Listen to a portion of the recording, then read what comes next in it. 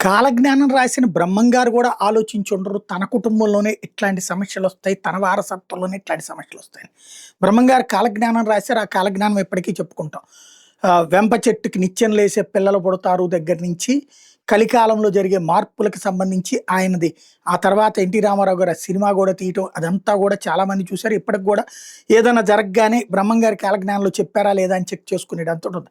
అట్లాంటి మహానుభావుడి యొక్క కుటుంబానికి సంబంధించినటువంటి వారసత్వం, ఆ మఠం బ్రహ్మంగారి మఠానికి సంబంధించినటువంటి వారసత్వవాదం మళ్ళీ పతాక స్థాయికి చేరుతుంది. అందులో ఎవరైతే వారసులుగా మొదటి భార్య కొడుకు, ఆ రెండో భార్య బిడ్డ ఇట్లాంటి చర్చల మధ్యన చివరికి కుటుంబాల అపహాస్యం చేసుకునే పరిస్థితి. అంటే మహిళల పట్ల అవమానించే పరిస్థితి వచ్చేటప్పటికి మారుతి మహాలక్ష్మి గారు స్పందించారు. తీవ్ర ఆవేదన వ్యక్తం చేశారు.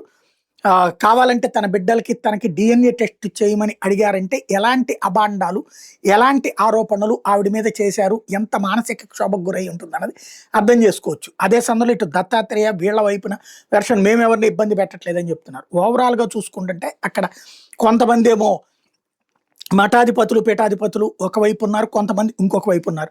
ప్రభుత్వం దీంట్లో ఏం చేయాలో అర్థం కాక తలపట్టు కూర్చుంది. సైలెంట్‌గా వదిలేసింది. ఏళ్ల తరబడి గడిచిపోతుంది. వారసత్వం లేకుండా నడుస్తోంది.